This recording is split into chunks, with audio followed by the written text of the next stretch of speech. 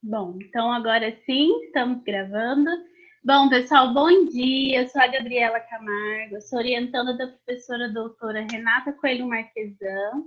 Eu gostaria de desejar a vocês boas-vindas à segunda palestra online do ciclo de palestras do Slovo, Grupos de Estudos do Discurso da Unesp, Campus de Araraquara, que é liderado pela professora Renata e pela professora doutora Marina Célia Mendonça.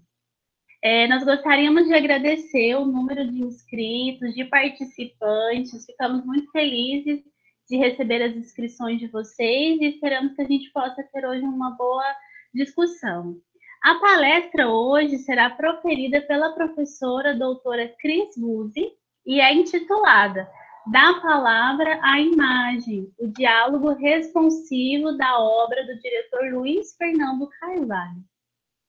Bom, primeiramente, eu gostaria de passar a palavra para a professora Marina, que irá falar aí as suas palavras iniciais. Bom dia a todos e a todas, né? Eu quero começar aqui agradecendo, só quero fazer uns agradecimentos e já vou passar a palavra para a professora Renata, né? Eu quero agradecer aos alunos que nos ajudam, né? Estão aqui na organização desse evento, né? Sem eles não haveria nem o grupo, nem a possibilidade de a gente estar fazendo essa atividade aqui. Então, quero dizer que fico bastante grata a eles, né? Os nossos alunos são maravilhosos, tá? Eu gostaria também de agradecer a Cris Guzzi, que aceitou o convite do Slovo, né? Para participar desse ciclo de palestras.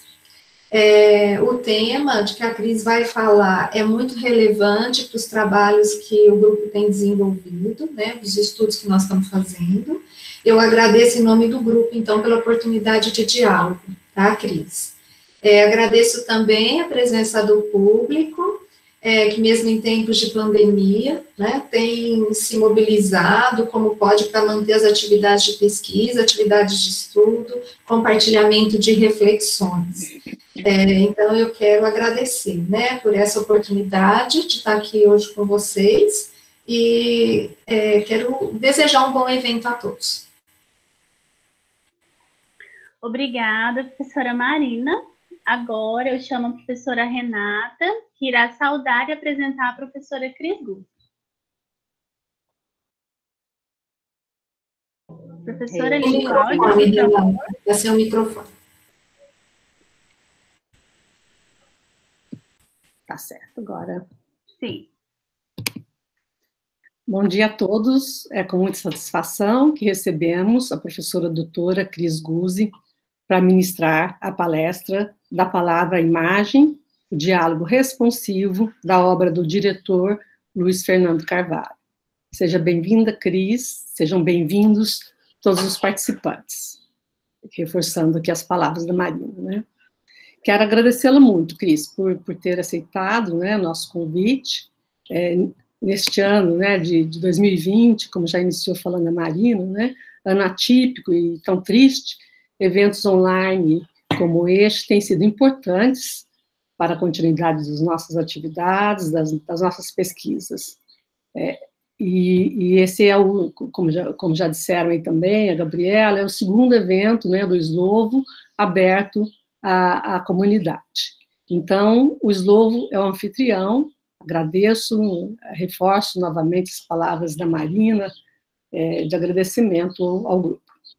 Quero apresentar a nossa convidada, por quem tenho muita admiração e carinho. Cris está hoje voltando à sua casa, já que fez grande parte, né, de sua formação aqui na Unesp de Araraquara. Realizou sua graduação, sua especialização, doutorado e pós-doutorado, né? As pesquisas e publicações da Cris são dedicadas ao exame e exploração, principalmente, né, das relações entre literatura e cinema, aí incluindo, na verdade, audiovisual, também para televisão, minisséries, né? Relações, portanto, entre palavra e imagem em movimento, imagem também em movimento, que é, então, o tema da palestra. Seu doutorado, intitulado Por uma Imagem da Literatura, a Poética do Escancaramento, do diretor Luiz Fernando Carvalho, né? Esse doutorado foi desenvolvido, então, na Unesp, como já disse, no programa de literatura, orientado pela professora doutora Udi Baldan, né? E contou com estágio sanduíche na Universidade da Califórnia, em Los Angeles, sob a orientação do professor Randall Johnson, muito conhecido por suas pesquisas sobre a relação entre literatura e cinema. Luiz é especialista, né, em Luiz Fernando Carvalho. E aqui, né, só um parênteses, né, o Luiz Fernando Carvalho, vamos lembrar do inesquecível, né, Lavoura Arcaica, um filmaço, né? Bom, Cris pesquisou sua obra sob o ângulo da semiótica e também do dialogismo, principalmente na especialização, né, trabalho que eu pude acompanhar. E trabalha, né, a Cris trabalha desde 1900, desde 1900, brincando. É a minha idade, que aí é o projeto, né? A Cris trabalha desde 2018, né, como consultora e curadora de Carvalho. Conhece, então, a obra, né, do diretor, de perspectivas diferentes, como já disse, da semiótica, do dialogismo, e também, nesse sentido, aí, como trabalhou com ele, podemos até dizer, né, conhece por dentro e por fora, né, a produção das obras. Bom, Cris é parecerista, credenciada em editais de cultura, fomento e capacitação de projetos culturais. Foi curadora e produtora do Los Angeles Brazilian Film Festival, de Los Angeles, né, de 2014 a 2018. Atualmente é produtora executiva, gerente de novos projetos da Tonks, empresa de tecnologia e conteúdo para o mercado audiovisual, responsável pela revista Exibidor e pela Expocine, maior convenção de audiovisual da América Latina, em São Paulo. Bom, no exame da obra de Luiz Fernando Carvalho, a palestra nos traz reflexões, né, sobre a relação imagem-palavra, que interessa, como a Marina já se referiu, tanto aos estudos do discurso, incluindo aí também, né, do discurso na perspectiva bakhtiniana. Bom proveito a todos. E já agradeço, Cris. Passo a palavra, então, acho que a Gabriela primeiro. Cris, Gabriela, você. Isso. Bom, obrigada, professora Renata. Antes de passar a palavra para a professora Cris, nós gostaríamos de dar algumas orientações aos nossos convidados. Durante a palestra e também ao final, os participantes poderão digitar suas perguntas e seus comentários no chat, que serão direcionados à palestrante para que possa responder a todos. Para fins de organização de uma melhor qualidade de transmissão, solicitamos que durante o evento as câmeras e microfones sejam mantidos desligados. A palestrante autorizou a gravação do evento, assim, os participantes que, porventura, não quiserem ser gravados devem ficar atentos para restringir sua exposição. Lembramos, finalmente, que todos vocês, já inscritos no evento, receberão seus certificados automaticamente por e-mail. Bom, sem mais delongas, agora está com a palavra a nossa convidada, a professora Cris Guzzi. Bom dia, pessoal. Todo mundo me escuta bem? Tá, perfeitamente. Bom, quero primeiramente agradecer as generosas palavras tanto da professora Marina, quanto da professora Renata, da Gabriela e de todos os presentes. Fico muito feliz e honrada de poder voltar a casa, né? Isso é um momento que sempre nos honra muito, né? Roland Barthes sempre dizia, né, que a honra pode ser imerecida, mas a alegria nunca o é. Então, eu estou muito feliz, muito alegre de poder, num ano como esse, né, a gente que se alimenta tanto da arte, da cultura, do estudo, da educação, a gente poder estar aqui junto pensando, né, resistindo e pensando apesar de, né. Então, eu fico muito feliz da gente poder ter esse encontro virtual e espero poder trocar com vocês, né, um longo percurso aí que foi meio acadêmico, que hoje estou num outro lugar, mas de maneira nenhuma não dialogando com ele, né? A passagem da teoria para a prática, né, que fez a minha trajetória também, é muito interessante poder compartilhar depois de um tempo, já testando um pouquinho, né, outras atuações que a gente também pode exercer, principalmente porque é a academia que nos sustenta e nos dá essa base, né, para que a gente possa aí criar todos esses outros diálogos com outras áreas também, né. Então, eu pensei em estruturar a nossa conversa, né, o nosso diálogo aqui, vou falar um pouquinho dessa trajetória, vou fazer uma síntese aí um pouquinho dos estudos, uma revisão da literatura sobre os estudos de adaptação, né, os teóricos que pensam sobre os conceitos de adaptação, e adaptação entre aspas, a gente vai conversar bastante sobre esse termo que é polêmico, né, que também traz várias discussões. Aí falo especificamente como corpus, né, como case para ser pensado, a obra do Luiz Fernando Carvalho, com quem não só vem estudando, mas que hoje trabalho, então, dessas duas perspectivas, como a professora Renata elucidou, e aí trazendo alguns exemplos para que a gente possa partilhar, e na tentativa também de pensar junto com quem está estudando, com quem quer estudar, com quem já vem estudando as obras entre as relações, né, entre cinema e literatura, cinema e televisão. O teatro também acaba dialogando muito com as questões do Luiz Fernando, então a gente vai aqui trazer essas contribuições como modelo de estudo analítico, né? A minha perspectiva sempre partiu de uma abertura das teorias, no sentido em que sempre foi o objeto que foi demandando as teorias, embora a minha formação teórica seja a teoria semiótica de inspiração francesa, greymasiana, a todo momento, toda a minha pesquisa, desde a iniciação científica, mestrado, doutorado, pós-doutorado, fui sempre uma adepta da incorporação dos diálogos com as quais a semiótica também foi incorporando.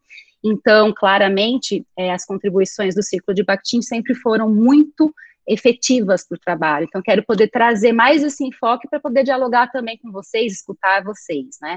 A Renata foi minha orientadora na especialização, então eu tenho uma honra de poder ter tido também o olhar dela orientando esses trabalhos todos também, e ao longo da minha graduação, do mestrado, doutorado, a gente sempre pôde compartilhar as descobertas, né, então é uma grande alegria a gente poder estar aqui dividindo. Bom, então vamos lá, né, se puder colocar só a primeira telinha do slide, que fica como um preâmbulo aí, uma vez que a gente vai falar de cinema, de audiovisual, imagem é fundamental, né? Por favor.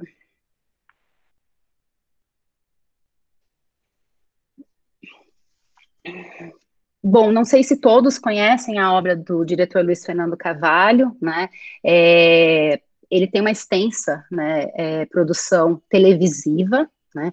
Ele começa em 2001 ali com Lavoura Arcaica como um primeiro filme, mas ele já vem realizando minisséries, novelas muito antes disso, desde 97, não como um diretor principal, ele foi fazendo outras realizações como assistente de direção, ele começa a fazer algumas intromissões em algumas realizações, até que ele começa efetivamente a dirigir os seus próprios trabalhos. Então, ele tem uma extensa carreira que começa especificamente na Rede Globo, na TV Globo, e ali ele permanece por 31 anos, né? Então, nesses 31 anos, a gente vai ter um compêndio de obras audiovisuais que eu vou falar ao longo da minha fala aqui com vocês, né? Mas só para um prefácio aí da nossa conversa, Lavoura Arcaica é o único longa-metragem, o único filme, efetivamente, do diretor, e depois ele vai enveredar entre minisséries, microséries, seriados e novelas, né? Então, a gente vai falar um pouquinho, rapidamente, quais foram elas, né? As mais conhecidas, naturalmente, Hoje é Dia de Maria, de 2005, né, que foi uma transposição dos contos populares recolhidos do folclore, né, do nosso folclore brasileiro, uma minissérie que se dividiu em 2 jornadas. Depois nós vamos ter A Pedra do Reino, né, uma transposição do romance de mesmo nome, né, Pedra do Reino, né, o romance e catalográfico do próprio Ariano Suassuna. A gente vai ter Capitu, que é a transposição do romance Dom Casmurro, né, de Machado de Assis. a gente vai ter Subúrbia, que é um compêndio, um seriado em que ele vai dialogar com as origens e as histórias recolhidas sobre a história do samba no Brasil, da origem do samba no Brasil, do escritor Paulo Lins. Nós vamos ter Afinal, que querem as mulheres, uma obra que é uma adaptação do texto de mesmo nome do Freud, que questiona o que querem as mulheres, né? Veja que o flerte dele com texto é majoritariamente o grande interesse, né? Pois a gente vai ter Velho Chico, a gente vai ter Dois Irmãos, adaptação do romance de Milton Ratum.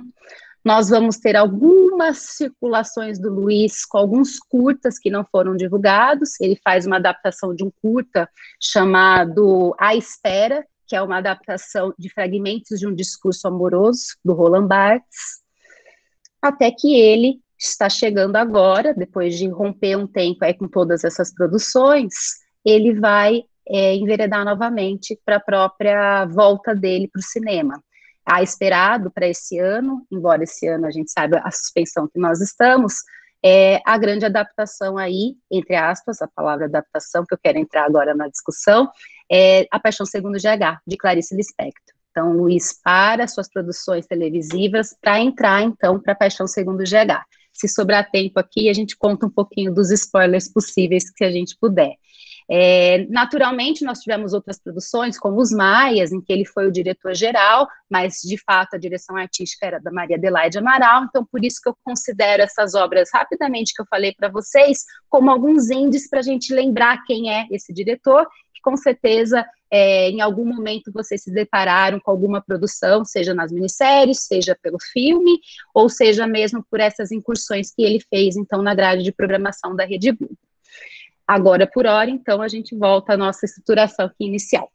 Queria começar a falar um pouquinho, vou ler uma citação do Luiz, para a gente dar entrada a uma discussão, ele mesmo definindo um pouquinho a relação entre literatura e imagem, e aí eu passo a falar com vocês um pouquinho sobre essa revisão dos conceitos de adaptação, né, dos estudiosos sobre adaptação. Então, vamos lá.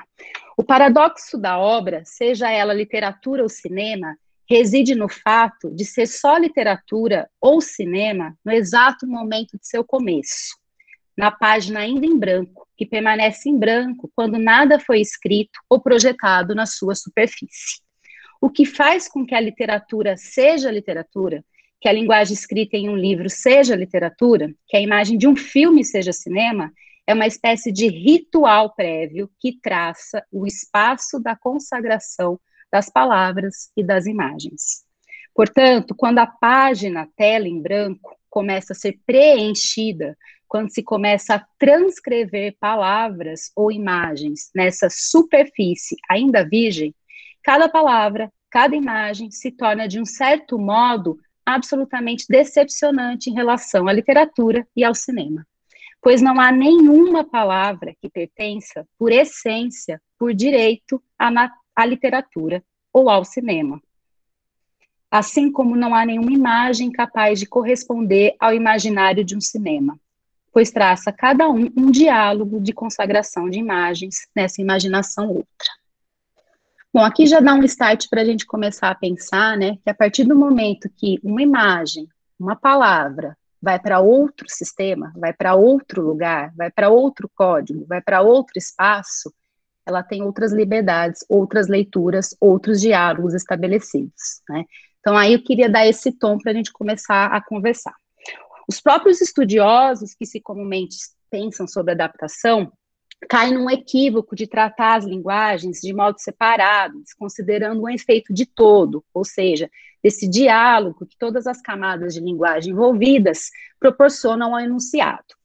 Wendell Johnson, pesquisador referência das obras entre cinema, literatura e televisão, afirma que a linguagem convencional da crítica sobre as adaptações tem sido, com frequência, profundamente moralista, rica em termos que sugerem que o cinema e a televisão, de alguma forma, fizeram um desserviço à literatura. Termos como infidelidade, traição, deformação, violação, abastardamento, vulgarização da obra, profanação, proliferam nos discursos sobre adaptações. E cada palavra vem carregada por uma carga específica de ignomínia. Fidelidade carrega insinuações de pudor vitoriano. Traição evoca perfídia ética. Abastardamento conota ilegitimidade. Deformação sugere aversão estética, uma monstruosidade para com a obra. Violação, violência. Vulgarização, degradação de classe. Profanação implica sacrilégio religioso ou blasfêmia. Os impasses presentes na adaptação de textos verbais, mais especificamente de obras literárias para perspectivas visuais, foram inicialmente discutidos por vários autores de diversas áreas. Os pioneiros nesses estudos são considerados Bluestone, de 1961, Riverson, 1969, e próprio Christian Metz, de 1971. Todos esses nomes que eu vou trazer aqui, depois eu vou passar uma bibliografia para quem também tiver interesse.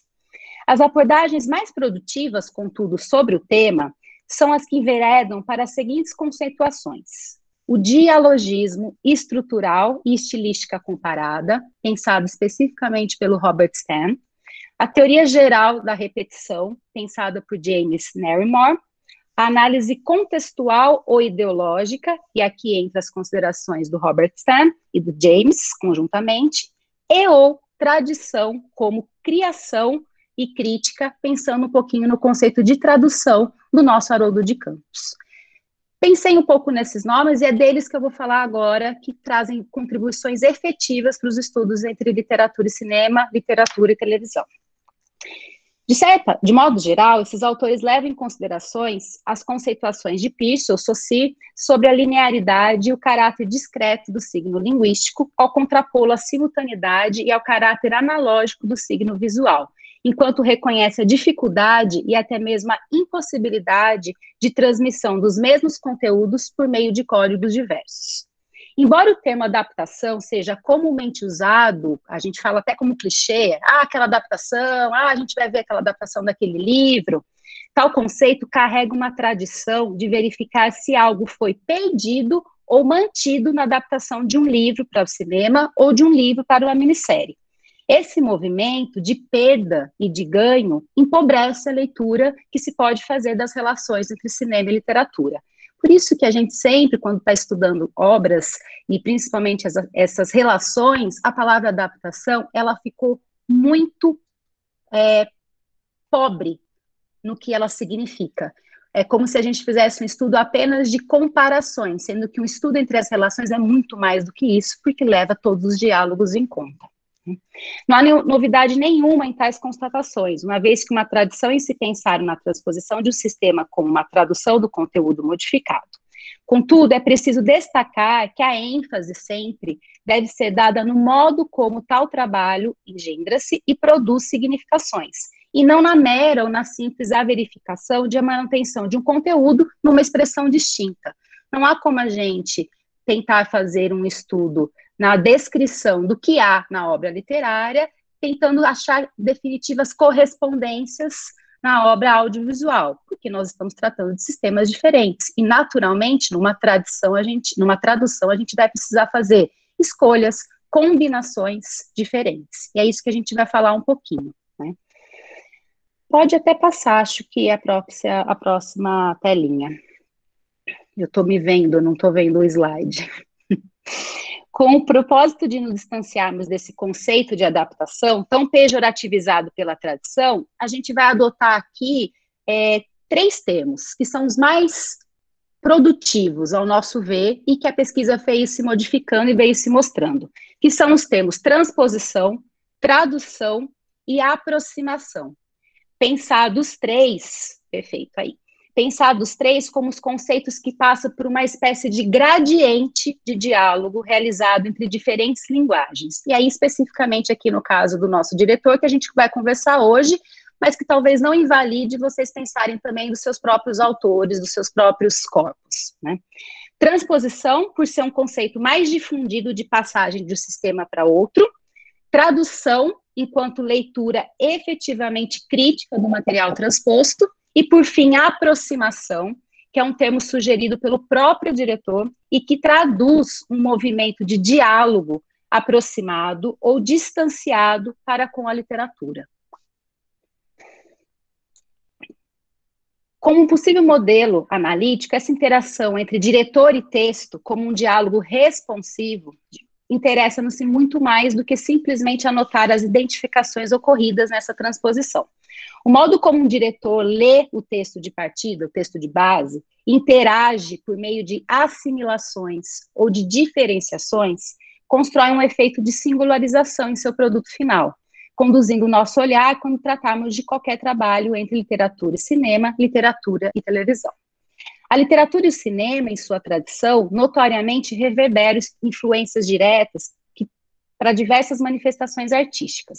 A diversidade dos meios pelos quais a arte se propaga hibridiza a linguagem, transpondo a linguagem escrita e fazendo com que a leitura circule em vários tipos de suporte.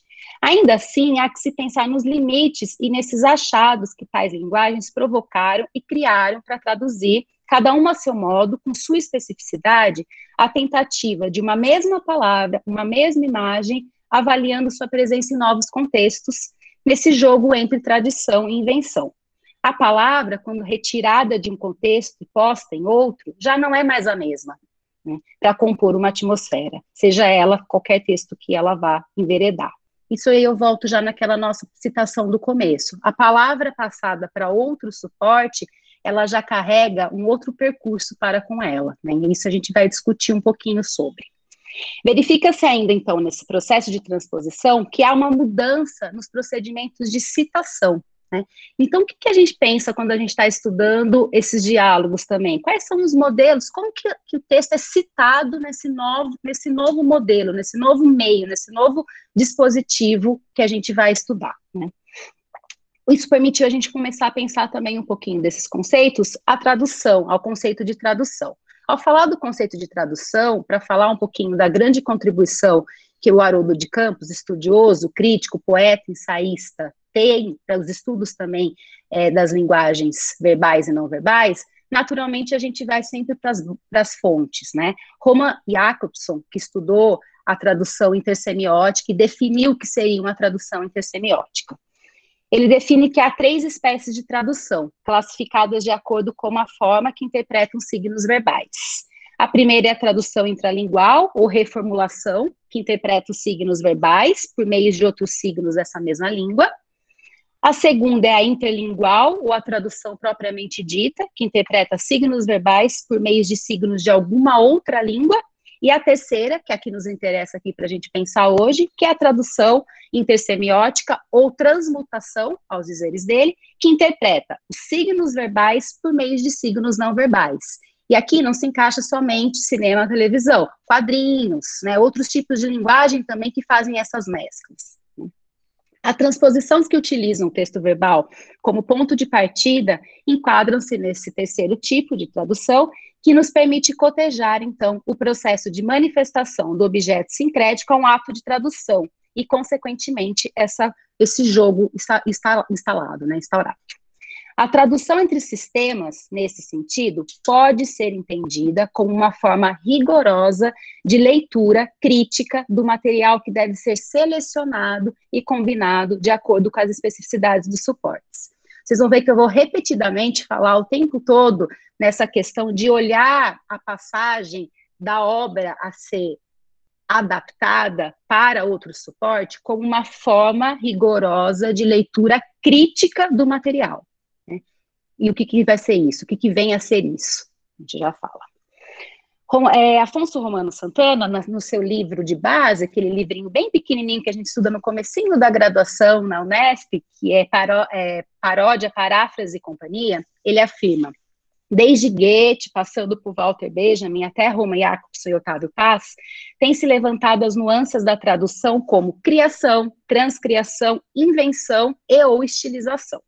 O ato de traduzir, portanto, leva em consideração o trabalho de um poeta ao fazer escolhas referentes ao universo que ele pretende abordar, de maneira que não somente o sentido literal provoca um significado, porém sua escolha, posição e intenção produz um sentido, que de imediato a gente talvez não reconheça e, por conseguinte, a gente estranha. Aquela velha história, a gente vai assistir um filme, eu li o livro, nossa, mas no livro não estava assim, no livro não...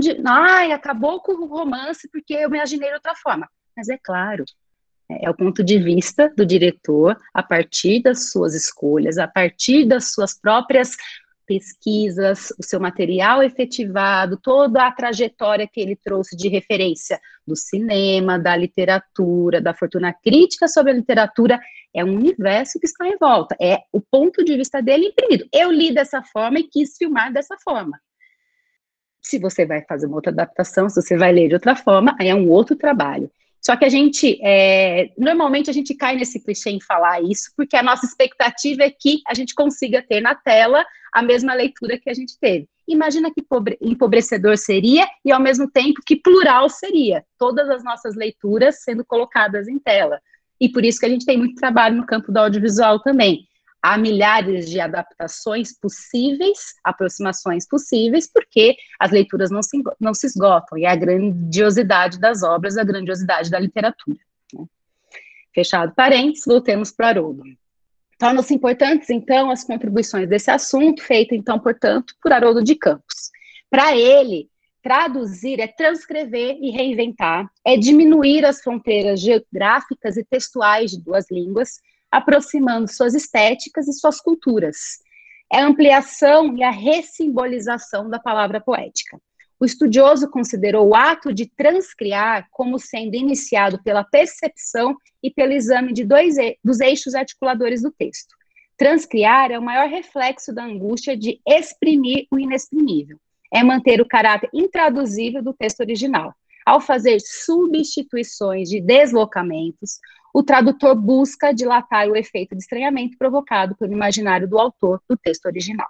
Então, nesse sentido, torna-se possível pensarmos na semelhança existente entre o trabalho do diretor e o ato tradutório da poesia. Seu ato transcriador pode ser entendido não pelo modo como se traduz para o novo suporte somente o conteúdo da matéria a ser traduzida, mas, e principalmente, como se traduz o próprio signo, ou seja, sua fisicalidade, sua materialidade, entrevendo pela imagem o que o texto sugere ou provoca. Sugere ou provoca. Veja que aí a gente vai começar a entrar um pouquinho nas questões também do diálogo, o modo como ele é suscitado, excitado, sugerido, provocado pelaquela leitura. Carvalho, dessa forma, enquanto leitor e enunciador, parece sentir-se à vontade, tanto no universo da palavra quanto no da imagem, mobilizando recursos cinematográficos e procedimentos tradutórios diversos. Realiza, pois, um produto audiovisual que resulta numa fusão de linguagens, marcado por uma distinta construção e revelação que mostram-se desde o fazer, pensar e, sobretudo, nesse ser, estar e mostrar-se visualmente. Ainda pensando com o Haroldo, ele faz uma distinção, então, quando ele pensa na olhar a tradução, portanto, como esse ato, então, de escolhas, de seleção e de combinação que vai nos interessar muito. Ele recupera, em seu estudo, a distinção entre, informação documentária, como aquela que reproduz algo observável, sendo uma sentença-registro, então, aqui a gente poderia pensar na vertente de um documentário, né, que eu preciso realmente trazer o máximo possível de um efeito de real, então eu tenho que contar aquela história o mais próximo possível do que eu tenho dos dados, das pesquisas que são baseadas em histórias reais, em documentos históricos, em documentos de arquivo, né. Uma informação semântica que vai além do horizonte observável, acrescentando algo que em si mesmo não é observável. Aqui eu já entro naqueles documentários ficcionais, que eu sou baseada em histórias reais, mas eu já tenho a pitada da ficção. Então, eu acrescento uma outra versão para essa história, apesar dos registros. E o terceiro, né, que é o que nos interessa muito mais, que é onde se enquadram os filmes como um todo, no sentido que se baseiam em contar histórias imaginárias do universo da ficção, no universo da literatura, que é a tradução com informação estética, como aquela que transcende, no que concerne a imprevisibilidade, a surpresa ou a improbabilidade das histórias narradas. Então, é essa que nos interessa quando a gente vai falar de textos artísticos, que não tem compromisso nenhum para com a realidade, né? Entre aspas também essa questão. A partir da constatação de que a informação estética não pode ser codificada, a não ser pela forma em que foi transmitida pelo artista, torna-se possível admitir a possibilidade somente de recriação dos textos a partir de uma outra informação estética autônoma, ligada, por sua vez, por uma relação de isomorfia com o texto.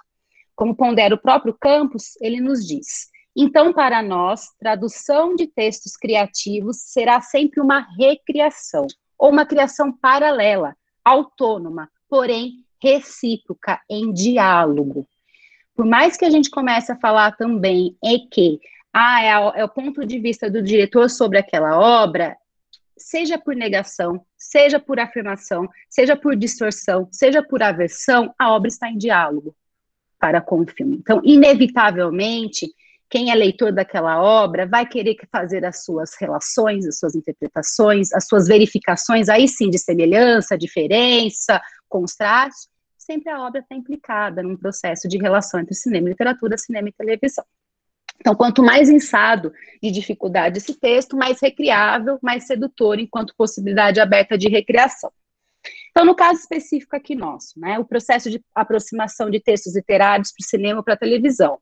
A gente verifica que em Luiz Fernando Carvalho há um trabalho que envolve não só uma tentativa de mobilizar essas diferentes linguagens, mas também de recriar, reescrever, tomando emprestado ou acrescentando novos percursos, novas linguagens, mas sempre de modo aproximado com esse universo literário escolhido, provocando um efeito de sentido diferente aos públicos atingidos, de absolutamente estranhamento para quem não conhece a obra do diretor e de estranhamento esperado para o público que acompanha a construção da sua obra ou da obra adaptada.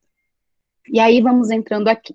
Então, desde a iniciação científica, a gente vem pensando que as suas realizações consistem em um processo de profunda pesquisa, enfrentamento do texto e a emergência desses diálogos, tanto com o texto a ser trabalhado, como o repertório de leitura que o autor do texto transposto imprime em suas produções.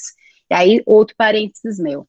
Uma coisa é você passar a vida estudando a obra do diretor, e a gente vai percorrendo e buscando as marcas enunciativas que a gente pode ter em relação a todo esse processo de pesquisa.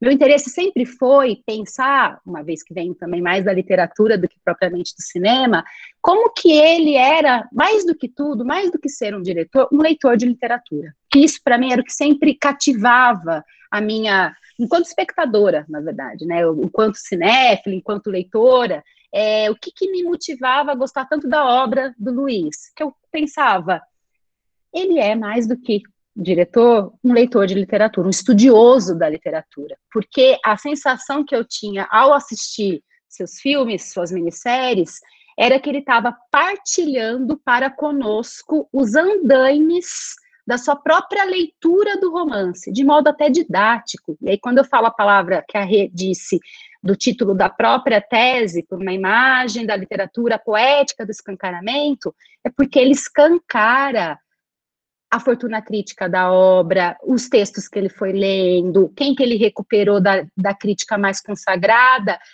todas essas vozes que circulam em torno de um estudo. Quando a gente está estudando a obra, por exemplo, da Clarice, a gente vai se preparar para estudar a Paixão segundo GH, a gente vai buscar as vozes legitimadas da crítica, os pensadores que pensaram sobre esse romance, as análises mais produtivas, construtivas, as teorias que fazem sentido a partir da perspectiva que a gente vai querer estudar essa obra, se eu quero olhar pelo olhar da filosofia, se eu quero olhar por olhar que seja da semiótica, se eu quero entrar nos estudos do dialogismo, então a gente vai ter uma gama de discussão.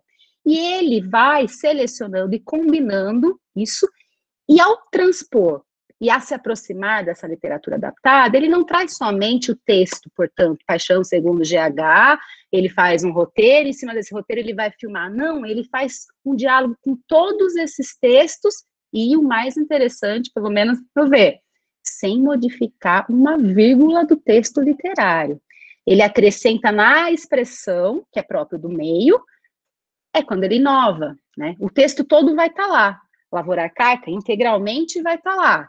Mas as relações que ele acrescentou, a leitura que ele criou com as linguagens que é própria do cinema, aí é o trabalho, efetivamente, das linguagens, que daí é aquela relação que a gente começa a falar, da palavra à imagem. A partir do momento que eu saio do universo da literatura, eu alço outros voos também, que me permite a mesa ter aquela cara, a janela ter aquele jeito, a iluminação de ser de tal jeito, eu fazer captu, escutando Bentinho com um iPod, de repente, no quarto capítulo, né? Por quê? A obra é de 1899? Mas ela pode, a partir do momento que ela está em outros suportes, ela tem outros voos, né? Então, sabemos que todo trabalho de criação coloca sempre uma crise em tradição. No caso específico do Luiz Fernando Carvalho, a proposta sempre foi da sua tradição ser colocada em xeque, pois é uma tradição literária e uma tradição fílmica aí recuperada. Poderíamos postular que esse movimento é inerente a toda obra que se quer ficcional, uma vez que retomar e romper com a tradição define o trabalho artístico em geral. Contudo, o que as realizações de Carvalho configuram parece ser um modo de lidarmos com o palimpsesto do universo literário da obra, reverberado, por sua vez, em uma realização audiovisual, permitindo a gente reconstruir os bastidores, portanto, dessas leituras, né? O que isso foi levado, portanto, em tela, né? O que esperávamos e efetivamente propusemos aí nos nossos estudos é um modelo de adentramento analítico para trabalhos de diretores autorais que lidam com transposição de obras literárias para o universo da televisão ou do cinema. Quando eu falo diretores autorais, e aí a gente pode também, depois a gente pode discutir sobre isso, isso pode ser aplicado aos diretores do mainstream, de blockbuster? Obviamente que não, a gente pode conversar sobre isso, quem quiser ter interesse para falar sobre. Então, a gente tem um estudo aprofundado da obra a ser adaptada, da tradição da obra, da tradição, e das reverberações que a produção dos escritores selecionados produzem. Essas contribuições nos permitiram considerar Luiz Fernando como um diretor que parece estar firmando também um lugar em nossa literatura audiovisual, fornecendo com seu modo de sentir suas produções o que estamos chamando de literariedade pela imagem. Como se, além das referências audiovisuais, sua obra constituísse também uma referência literária, uma espécie de crítica contemporânea em novo suporte da literatura. Então, eu também sempre tentava pensar dando aula, eu pensando também quando a gente aplicava ou apresentava os trabalhos e discutia, como que a gente pode também cativar os nossos alunos a estudar literatura, a pensar sobre literatura. A gente tem um trabalho respeitoso, de qualidade literária, que faz jus à qualidade da literatura para o audiovisual. Por que a gente não trazer para a sala de aula, para pensar, fico pensando até no ensino médio dos nossos alunos, gente que vai dar aula, justamente Capitu, por exemplo. A gente sabe da dificuldade dos alunos na leitura. Por que não apresentar Machado a partir também da minissérie, mas não meramente passar a minissérie, fazer um cotejo entre o texto do Machado e essas novas relações insadas em novo suporte, né? A dinâmica da leitura fica instigante nesse sentido. A gente já começa a estabelecer as relações e trazer, inclusive, a vontade da leitura para com a obra do Machado, porque não é só Capitu, não é só Dom Casmurro que está ali, tem um universo machadiano dentro. Então, eu tenho Machado enquanto dramaturgo, contista, já enunciado na própria minissérie que supostamente adaptou uma obra só, mas eu já consigo introduzir um pouco para o meu aluno a relação do Machado para com a literatura através de uma obra audiovisual, e aí eu vou para os textos, eu vou para a obra, eu vou para a literatura, né? Então, acho que isso faz um serviço, ao invés de fazer um desserviço para com as obras, né? Então, além dessa óbvia relação de transposição, nossa hipótese central sempre é demonstrar a construção da crítica literária como modo de concepção. Então, o que a gente pensou em termos de, agora enveredando mais para dialogar com vocês? Nossa preocupação sempre foi verificar as marcas enunciativas inscritas no enunciado e que orientam o enunciatário da literatura, da televisão, do cinema, na apreensão do que é mostrado nesse processo de transposição de um sistema para o outro. Nessa forma de entrada analítica, houve espaço para as contribuições de Bakhtin em seu ciclo. Isso porque o processo de análise de uma enunciação sobre a outra enunciação fundamentou-se num complexo movimento dialógico que nos permitiu depreender não só a significação em relação dos textos em questão, mas principalmente as vozes reverberadas dos textos transpostos da tradição crítica literária a que eles se filiaram ou a de que eles se distanciaram. Então, a gente enfatiza dessa forma a participação ativa do enunciatário no processo de significação e como que esse enunciador torna-se responsável pelas associações, pelas relações e pelas possíveis interpretações presentes nessa nova enunciação. uma vez que é sob sua responsabilidade que o sentido deve emergir de acordo com a leitura advinda de um processo crítico que o enunciatário deve travar ao deparar-se, portanto, com essas relações estabelecidas em outro suporte.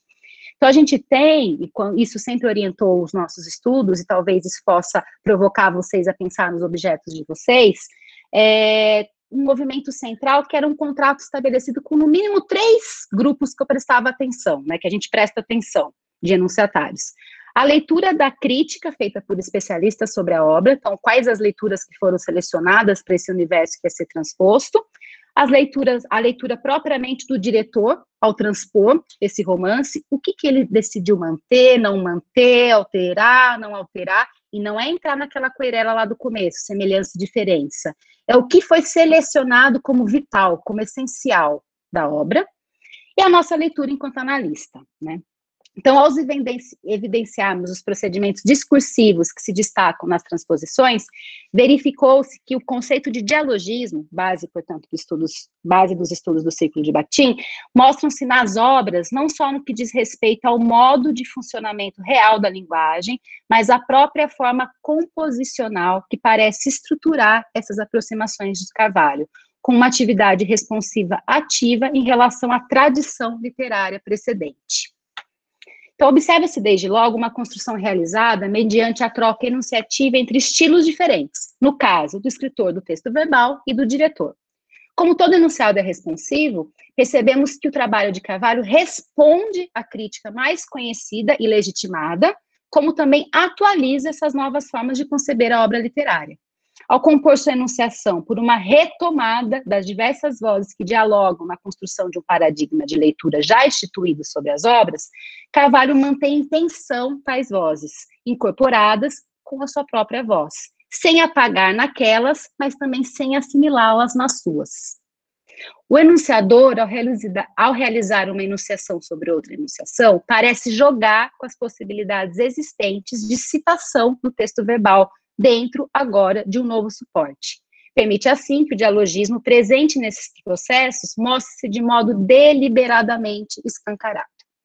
Essa possibilidade do dialogismo ser entendido como um princípio composicional de incorporação pelo enunciador das vozes do outro, de outro, em seu próprio enunciado, corrobora com o movimento de construção. Sabemos, no entanto, que o dialogismo vai além da sua forma composicional, constituindo-se fundamentalmente como princípio de funcionamento da linguagem em sua comunicação real, e sendo o próprio modo de constituição de um enunciado. O modo como o discurso alheio é absorvido ou internalizado no próprio enunciado torna-se uma maneira visível de inferir essas vozes dialógicas presentes no discurso transpondo, tendo assim como fundamento a irrepetibilidade inerente aos enunciados, uma vez que estes se apresentam como acontecimentos únicos e possuem, portanto, um acento, uma apreciação, uma entonação própria.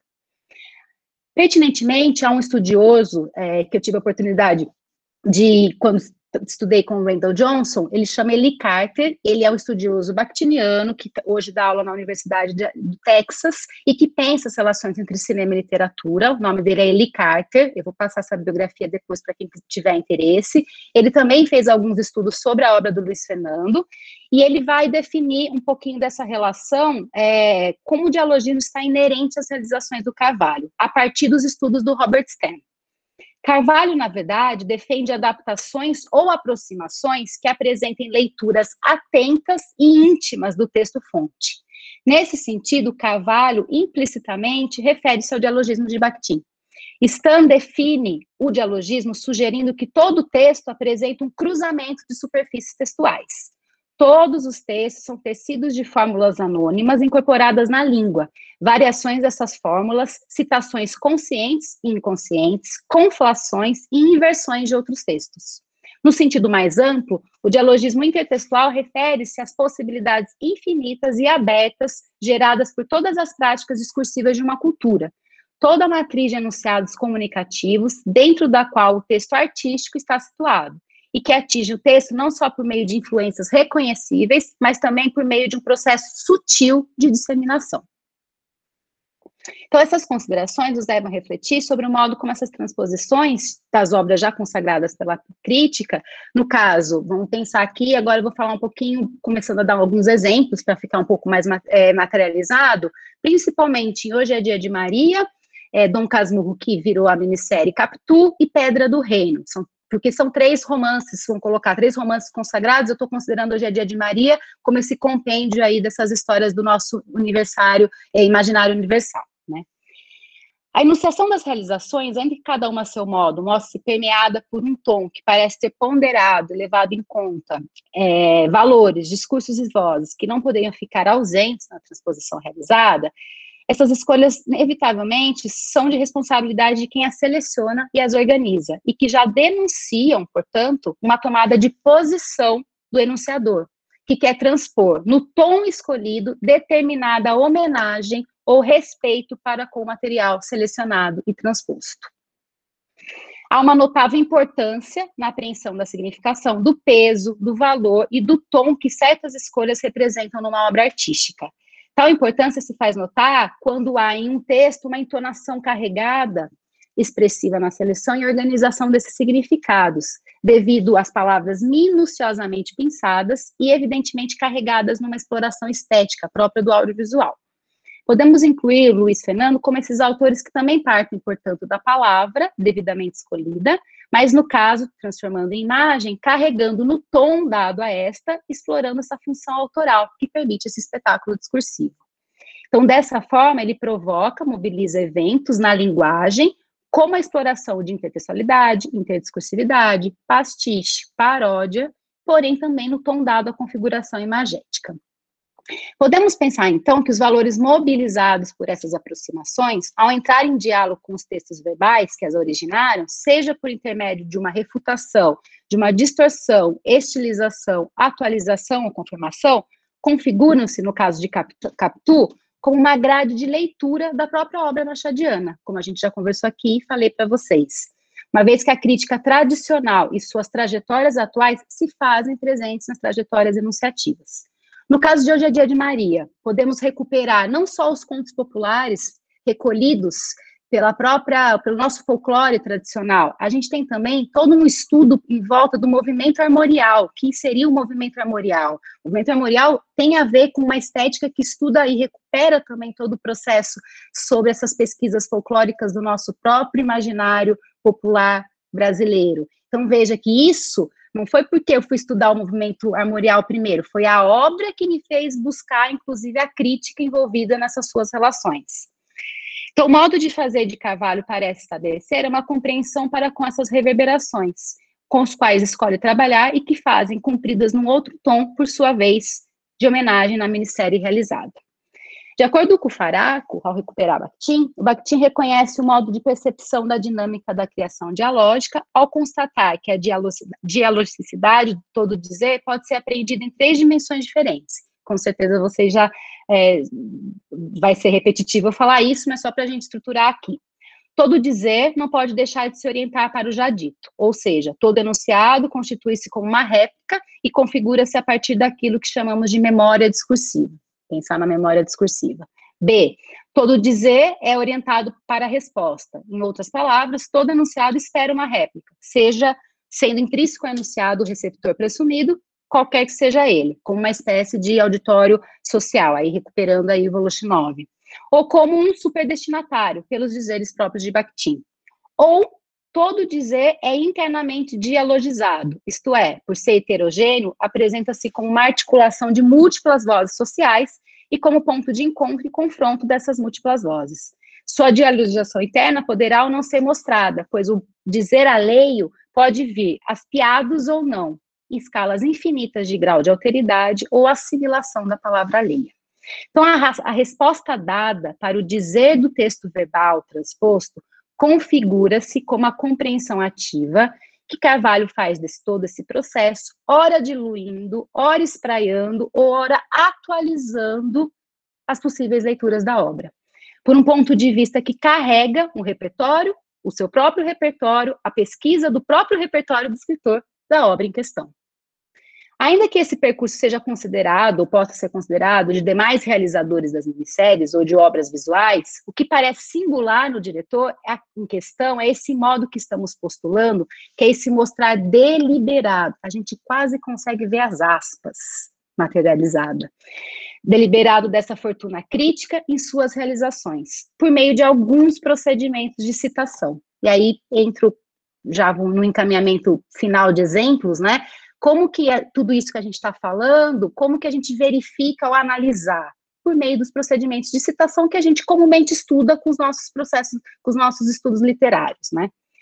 Então, vamos lá. Temos o dizer internamente dialogizado no encontro desses dois enunciados, que é o texto literário e essa leitura, então, imagética, que resulta numa realização artística repleta de vozes e discursos que são citados, de ora mais explícito, aspeados, portanto, ora de modo mais implícito, sem aspas. E cabe a nós, analistas que somos, procurar essas marcas, aspas ou sem aspas, no texto, no caso, no texto visual, no texto audiovisual, no caso, no texto sem crédito. Enquanto leituras artísticas e, portanto, seletivas, podemos perceber que as 3 minisséries, Hoje é Dia de Maria, Capitu e Pedra do Reino, trabalham o conteúdo de partida, tentando manter os diálogos, as personagens, as ações, mas deslocando quase sempre somente na expressão, os diferentes sentidos atribuídos pela realização. Afinal, no modo como concebemos as produções, o condutor é sempre a forma, a expressão artística. E aqui vale ressaltar um parênteses também, não sei se todo mundo sabe um pouco do processo também inusitado desse diretor, que ele não tem a passagem, não existe roteiro para o Luiz Fernando Carvalho, ele não faz a passagem, ele usa a obra literária como roteiro. Como isso é possível? Não tem nenhuma marcação cênica, nenhuma marcação que o câmera vai precisar? Não, isso é uma coisa muito interessante. Isso eu intuía antes, aí a gente foi comprovar efetivamente quando estávamos ali trabalhando. Ele usa a obra, é a marcação no próprio livro, e aí as indicações, luz, câmera, fazer escaleta, você realmente fazer a ordem do dia para filmar, tá tudo dentro, é usado o próprio romance. Isso é uma coisa muito interessante também, porque se reúne toda a equipe, do maquinário à protagonista do filme, para ficar numa imersão de 3 a 4 meses, que a gente realmente estuda a obra. Então, da camareira, da figurinista, da pessoa que vai conduzir o aplique do cabelo de GH, todos são convocados a ficarem numa imersão para com a literatura ser transposta. Então, quando eu falo lá no começo, que a gente fala aquela sensação do respeito para com a obra, há uma imersão, há um estudo aprofundado, se convocam especialistas, se cria uma curadoria, no caso, vou falar especificamente do que eu participei, uma curadoria especialista sobre a obra da Clarice. Então, quais são os especialistas que pensam sobre a obra da Clarice? Ficamos 3 meses fazendo uma releitura de toda a obra da Clarice. Não era GH, embora GH, Paixão Segundo GH, seja o filme que será e foi filmado, foi lido cronologicamente dos contos aos romances, todas as obras de Clarice. A partir daí, as leituras críticas, claro que não todas, mas aquelas que, de fato, se destacavam a partir do contexto necessário do que a gente queria contar. A biógrafa da Clarice norteou uma condução de leitura sobre vida, obra e vida, discurso na vida, discurso na arte. Depois de 3 meses, a gente repensando a obra da Clarice, aí o romance é entregue para todo e para todos, para tudo e para todos mesmo. E aí as marcações técnicas são feitas a partir de toda essa discussão e a partir em respeito na própria página do romance. Isso é muito interessante a gente saber e pensar, né? Se há outros diretores que fazem dessa forma, muito talvez, mas a entrega para com a literatura é de um modo muito, interessa mais o processo para com a literatura e depois o filme vira uma consequência de registro de todo esse registro da leitura do próprio diretor. Né? Ele vai construindo para com os seus próprios, sua própria equipe, né? Esse coletivo que é pensar e criar uma obra, a emoção que é e a reação que é e essas vozes todas. Se o figurinista fala isso me destaca, essas vozes vão entrando no discurso e vão transparecendo aí em outras linguagens. Então isso é muito interessante a gente pensar. Falando demais, daqui a pouco eu já vou parando, tá? Pensando um pouquinho nessa questão mais dos exemplos. Fale. O pessoal está perguntando se tem que passar os slides, os colegas estão perguntando aqui no... Agora, você quer que passe as imagens agora, que estão aí, ou elas está certo do jeito que a gente está passando? Tá certo. Agora que eu vou mostrar uma imagem, pode passar a primeira. Tá bom, tá bom. Obrigada, Marina. Simone, pode pular essa. Bom, esses são os diários do próprio diretor, né, as anotações que ele vai partilhando, o modo como ele vai lendo e já vai imageticamente aí construindo um pouco, a partir sempre de recortes, colagem, colagens, né, então um olhar, isso são anotações de leitura do romance ou das próprias obras a serem traduzidas, veja que ele vai tentando, por meio da palavra e da imagem, traduzir o que ele está também querendo nortear para nós, pode passar mais um pouquinho. Pode passar também. Pode parar aí. Volta um pouquinho. Para dar um exemplo dessas citações, né, do que a gente estava falando da parte teórica. Em Hoje é Dia de Maria e a Pedra do Reino, há um trabalho de lapidação das etapas de passagem de uma ideia para o roteiro, então do roteiro para a consolidação da história. Em Capitu, foram preservados não só as palavras e os diálogos, como também as divisões do texto. Em pequenos capítulos, através dessas cartelas, vinhetas, que anunciam a cena que está por vir. Então, veja, da mesma forma que o romance é estruturado, nos seus 58 ali, inserções de capítulos, a gente vai ter essas cartelas que vão dividindo os próprios capítulos, no caso, com vinhetas de abertura, e respeitando cronologicamente o próprio romance. Então, do livro, ópera, a denúncia, a inscrição. Então, ele vai trazendo outras resoluções, traduções para corresponder, né, ao que o romance provoca. Essa possibilidade de transposição na íntegra desse diálogo, do conteúdo, ele afirma, próprio Luiz, o texto usado para o elenco é absolutamente fiel ao que foi produzido por Machado. Fiz questão de ser bastante rigoroso nesse ponto. O texto é Machado puro, sem nenhum artigo meu, sem nenhuma vírgula minha. O que eu fiz foi reafirmar o Machado em termos de conteúdo e linguagem. A síntese do texto é dele, por isso que, inclusive, entrego para todos da minha equipe o romance e não um roteiro. É claro que eu espelhei aquelas situações e as levei em outras relações de imagens, provocando um diálogo com possibilidades simbólicas na modernidade, abrindo o texto a outras possibilidades e visibilidades. E Hoje é Dia de Maria, a partir do 4º episódio, que a autonomia criativa dele começa a se fazer mais intensa e presente, uma vez que a presença no seu roteiro há reproduções feitas por procedimentos de citação, que permite a gente identificar desvios, expansões ou variações. O roteiro realiza diversas experimentações que vão desde a reestrutura da obra, aproveitando a ideia principal, estilo, personagem, modo, discurso, ou mesmo o diálogo do conto popular que se baseou. Em A Pedra do Reino, a gente tem o respeito às categorias narrativas presentes na estruturação da obra, mas pela extensão do romance, cerca de 711 páginas, o trabalho de lapidação do texto mostrou-se de uma maneira intensa e colaborativa. Pode passar para outro slide. Veja que ele, na síntese também, por favor, na próxima, aí. Estrutura do romance, estrutura do roteiro publicado. O que é esse roteiro publicado? Acabei de falar para vocês que é a obra, ele entrega a obra e não há um roteiro. Sempre que termina-se uma produção, o Luciano Carvalho tem essa prática de publicar as suas anotações, esses diários que eu mostrei para vocês. Em publicações como essas, por exemplo, tal aqui. Não sei se vocês estão vendo. Hoje é Dia de Maria, tal como é o romance que foi originado, transposto, mas aí ele reúne as suas observações, anotações, vira uma outra obra de leitura para a gente consegue ter o estudo da crítica já compensado dessa forma aqui, mas depois da produção, depois da publicação audiovisual, da mesma forma com A Pedra do Reino. Pode passar para frente. Então, pode-se afirmar que Carvalho e demais colaboradores, pode deixar aí, em seus atos de seleção e combinação do material a ser transposto, contaram, então, com a ajuda dessas visibilidades, permitidas pelo suporte, de uma memória discursiva, construída pelo leitor com procedimentos de citação e referência textual. Então, as situações segmentadas como tipo de paráfrase, paródia, alusão, estilização, podem aparecer manifestadas de várias maneiras. Eu queria pensar com vocês aqui.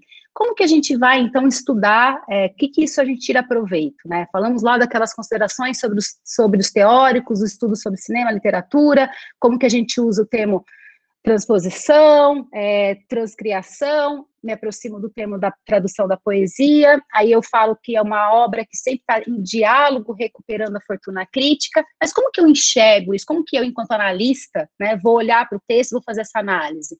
Eu vou enveredar pelos estudos do procedimento de citação mesmo, então como que a paráfrase, como que a estilização, como que a paródia, como esses procedimentos discursivos de citação deixam transparecer o diálogo para com essas outras vozes. E quando falo essas outras vozes, as vozes que a gente falou lá no começo, da crítica, da tradição fílmica, das referências textuais, das referências fílmicas que ele traz, das referências, inclusive, também, que nem estão na alçada dele. Aquela pergunta que a gente faz, mas você pensou nisso quando estava fazendo?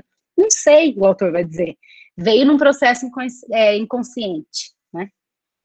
Bom, além disso, a gente tem, portanto, um trabalho de deslocamento, atualização e recriação dos motivos provenientes. No caso de Hoje é Dia de Maria, a gente tem esses motivos embaralhados, que é esse caudal das histórias populares, que influenciaram, portanto, a reescritura da minissérie.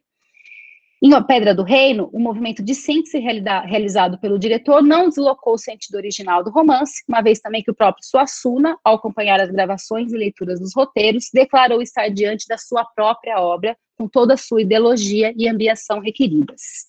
Então, ainda que sejam feitos recortes e deslocamentos por intermédio do recurso de apropriação, podemos observar que nessas 3 minisséries que a gente está conversando aqui, há sim essa espécie de reconhecimento, homenagem para com o trabalho dos escritores, Machado de Assis e Ariano Suassuna, no caso, e sempre em diálogo. Essa imagem que está colocada para vocês é a vinheta de abertura de Capitu, se alguém se lembra da minissérie, que também já nos dá um indício do modo como ele foi recolhendo recortes da obra. Veja que isso é uma composição aí de vinheta. As vinhetas são sempre muito significativas para dar o tom de como vai ser contada a história. No caso aí, é um movimento quase que de bricolagem, né? Se a gente pensar no conceito de bricolagem, o que ele é? É uma técnica de reescritura, uma substituição de um sistema que se banalizou e que entrou em obsolescência, e que se encaixa também na ideia de apropriação.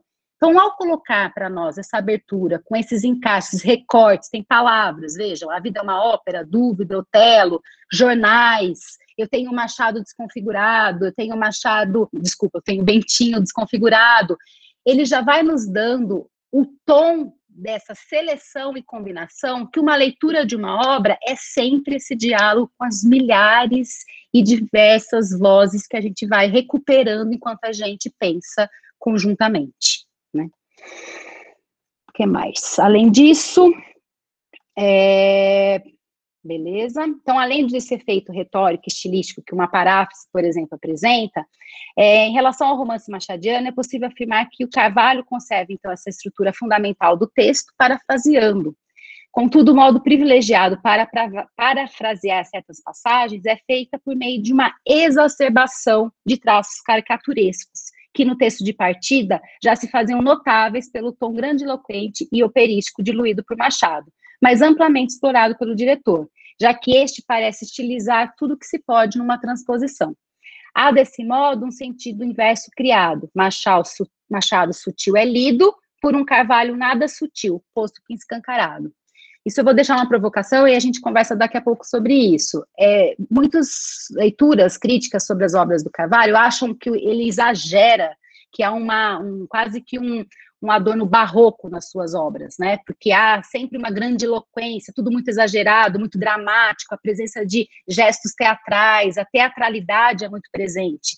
Mas tudo isso, se a gente for fazer essa leitura que a gente está propondo aqui, da forma rigorosa, da tradição, tudo isso tem sentido, obviamente, tudo se comunica, porque, de fato, ele está falando o quê? Ele está tentando transparecer para nós, dar a ver na imagem o que é relevante nesse exagero que ele coloca para evidenciar para nós, né? Então, é por meio de uma estilização realmente bem organizada que ele vai transpor para nós, então, esses efeitos de sentido.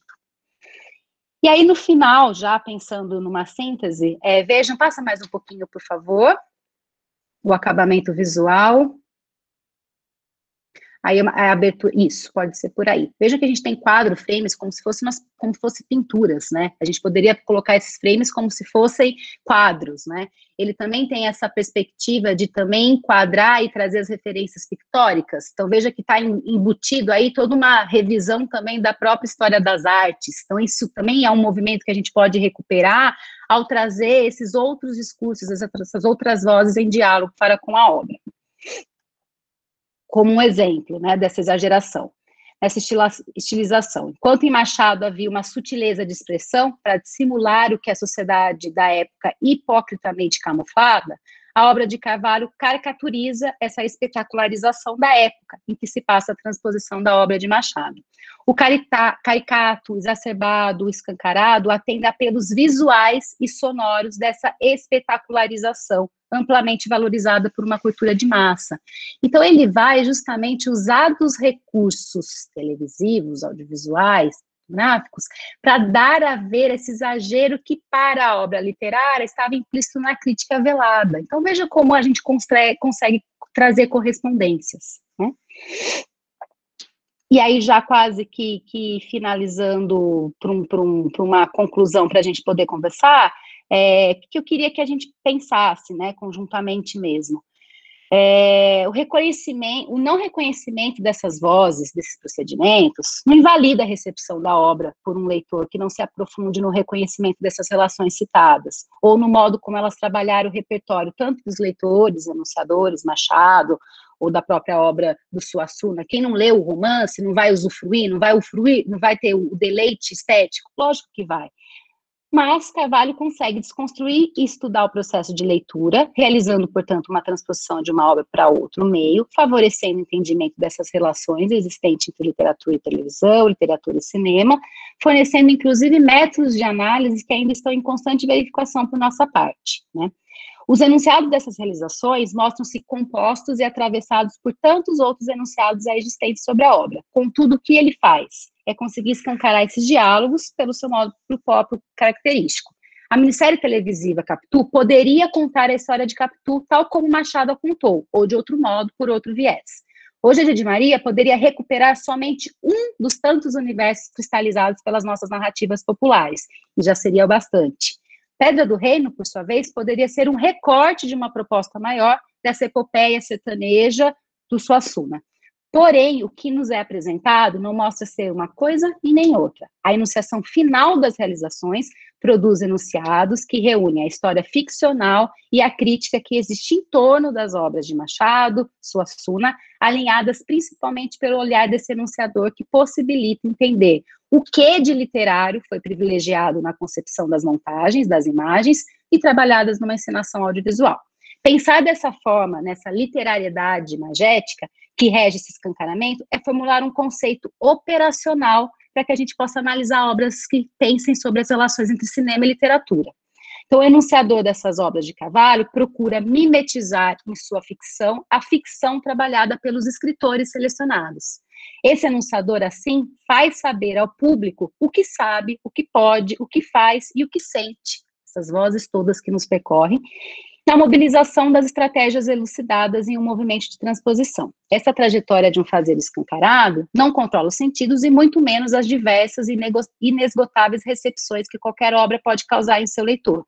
O que queremos enfatizar aqui é o modo como essa concessão de saberes é delineada em tela por um diretor que parece privilegiar muito mais os andaimes da construção, aquilo que eu falei para você da parte das partes mais práticas mesmo, o estudo da obra, do que o produto final em si, fornecendo para nós uma possibilidade de criação de uma metodologia para pensar sobre o processo de transposição do objeto ficcional. O que temos, portanto, para investigação e análise é mais um esboço de um caminho de leitura realizado, um ensaio, portanto, do processo de transposição do literal para o imagético, do que somente a verificação da passagem de um texto para o outro. Então, o que eu estou querendo dizer para a gente aqui? As obras audiovisuais dele, que trabalham, portanto, nesse diálogo responsivo para com a literatura, constitui-se para nós como um índice, inclusive, para a gente entender a própria leitura dos romances. Então, se eu for buscar nas obras audiovisuais desse diretor em questão, eu consigo recuperar também o estudo sério e por trás que há dos especialistas das obras adaptadas. É como se eu tivesse em tela um movimento de leitura posto em tela. Então, eu estou vendo essa leitura engrenada, filmada, pensada e todos os seus andames em outra expressão, né? E aqui eu termino com uma constatação de novo, assim como comecei com uma citação dele. Pode passar para o último, por favor. Restarão só imagens, depois, se precisar, a gente volta nela, só para ilustrar. Pode passar. Aí. Que ele fala: não trabalho com a mentira, eu não minto para o público. Esse desenho não é um desenho. Procuro pela imaginação como quem faz uma sugestão. Estou propondo aos espectadores um jogo com a imaginação, um exercício tênue de visibilidades. Cabe isto sim à grande capacidade dos intérpretes de pegar na mão o espectador e trazê-lo para dentro do jogo. Os espectadores, em momento algum, estarão sendo iludidos quanto a não estarem participando de um jogo lúdico. A realidade é erguida pela montagem. Ela que constrói esse outro rigor, a linguagem. É um jogo. Não é uma narrativa que desloca do tempo histórico, uma narrativa glamurosa, falsa, alienante, mas sim uma pequena tentativa de trabalhar no espaço misterioso da ficção. Ou seja, a gente está na tentativa desse diretor e nas nossas tentativas enquanto analistas, sempre buscando compreender e entender os diálogos para com as obras e como essas obras dialogam para com os nossos estudos. Então, o que ele nos propõe a partir desse ensaio imagético é nos convidar a decifrar esse universo também misterioso que engendra todas as vozes que permeiam a literatura, as obras transpostas e a obra que ele elucida. Paro por aqui, super aberta para a gente conversar. Talvez tenha ficado muita coisa confusa pela leitura, mas estou super aberta para a gente discutir. Obrigada pelo tempo de vocês. Obrigada, professora Cris, pela fala, muito interessante, as imagens muito bonitas, né? Um recorte muito legal. Nós temos aqui algumas perguntas, alguns comentários também, eu separei aqui. Bom, o primeiro comentário é do Claudimar da Silva, ele diz que está ansioso para o filme A Paixão Segundo GH, e se você quiser comentar um pouquinho mais sobre, né, falou um pouquinho também, se quiser comentar. Se quiser voltar no slide, tem uma imagem que nem spoiler total, tá gravando, mas não tem problema. Bom, o filme realmente está finalizado, só tá na mixagem que precisou refazer algumas cenas. Bom, como vocês sabem, Romance A Paixão Segundo GH, de fato, com toda a história que a gente conversou aqui do respeito para com a obra, o romance absolutamente vai estar lá, sem uma vírgula, pelo contrário, totalmente transposto, de um radicalismo extremo. É a obra que, de fato, nunca acho que na história do cinema e da literatura a gente tem uma obra que é um monólogo, né, de fato, né? Então, Maria Fernanda Cândido será a protagonista, né? Foi filmado numa locação no Leblon, no Rio de Janeiro, que tem a ver com a história própria da Clarice, numa locação que realmente de respeito para com a própria família da Clarice, que quis que fosse nessa locação.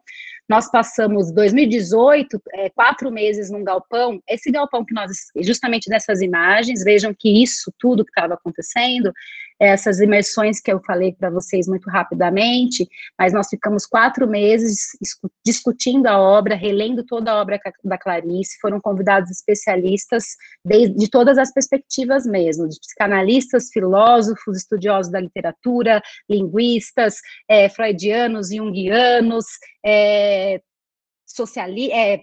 pessoal da ciência social, político, economista, para pensar a obra da Clarice, então, para tentar dar conta um pouco desse universo, né? E aí fizemos leituras do romance, a Maria Fernanda foi lendo e intercalando de contos aos próprios romances. Veja que esse pessoal sentado é toda a equipe do filme, né? Como eu disse para vocês também, havia alternâncias, mas do maquinário, a figurinista, a costureira, todo mundo participando e lendo junto a obra da Clarice, sendo apresentada para o universo da Clarice. Essa foto emblemática que tem o olhar da Clarice, é o próprio Luiz Fernando, a Nádia Gottlieb, que é a grande biógrafa da Clarice, né, a estudiosa, que a gente estuda também na própria, a gente estuda na faculdade, enfim, ela tem N publicações também, Teoria do Conto, e a Maria Fernanda dialogando com ela, ficou muito emblemático esse olhar aí dos três, atravessados por essas vozes. A Nádia virou a consultora, literária, a gente pode chamar assim, ela que foi norteando também todos os ensaios, porque tiveram alguns ensaios de preparação para Maria Fernanda decorar e chegar na entonação da voz, da própria que ela gostaria, e vai um pouquinho mais para frente, que tem uma foto da Maria Fernanda, que já enquanto GH, aí é o galpão, que é de ensaio, sempre tudo muito lúdico, né, como vocês podem ver, extremamente mesclando com outras artes. Acontecem os ensaios de máscaras, as expressões corporais. Pode passar. As imagens se perdem na qualidade, infelizmente. Aí, pode passar mais uma. Ela foi Capitu e agora aí ela já é um close aí que a gente tem na captação aí de GH. Vejam que, não sei se vocês têm na memória aí a Clarice, mas ao meu ver eu não consigo dissociar jamais, tem um olhar aí emblemático já muito, muito interessante aí, que é aquela coisa, né, como as vozes já vão sendo incorporadas na expressão corporal e o modo como esse diretor seleciona esse ângulo e tudo mais, né. O que pode dizer que não será esse ano, embora esse ano seja o centenário da Clarice, o lançamento seria em outubro, mas por uma decisão, usando a palavra também do próprio Luiz, ética, estética e política, por respeito ao que está acontecendo esse ano, ele decidiu adiar, independentemente do cinema voltar ou não voltar, que as coisas melhorem ou não, ele não quer que o filme seja lançado mesmo esse ano, apesar do centenário. Então, haverá publicações, a editora Rocco está fazendo várias relançamentos, vocês devem ter visto, né, e vai sair uma nova edição da Paixão Segundo GH, com um pós-fácil do Luiz Fernando, já trazendo toda a experiência aí do filme, e vai ficar para o ano que vem, a gente torce para que seja logo, porque imprescindível, uma experiência estética radical, diria que vanguardista mesmo, e vem coisa boa aí, aguardem. Que bom, professora. O Claudimar até respondeu aqui, nossa. Claudimar, nem me fale, já queremos também. Já quero. Bom, professora, a segunda pergunta é da Flávia Ribeiro, e ela tem uma dúvida, ela está perguntando o seguinte: se ele, no caso o diretor, acrescenta coisas, não pode-se dizer que ele interferiu no texto literário? A questão é da gente pensar sempre, ele interfere na expressão, né? A gente teria que entrar na discussão da forma do conteúdo, da forma da expressão aqui, né? Como a gente vê que o trabalho da interferência dele se faz no modo como esse conteúdo é manifestado em outra expressão, e a interferência está nessas camadas de linguagem que constrói sentido da expressão, que é onde a interferência que ele faz? Na luz, no posicionamento, no deslocamento, na atualização de valores. E aí a gente considera dessa forma. Então, quando a gente fala que há uma aproximação para com o conteúdo, e o conteúdo está todo lá, e quando ele interfere e inova sem expressão, a gente vê que ele lança, então, essas novas possibilidades nessa expressão.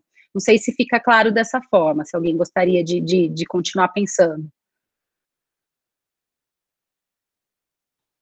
Certo.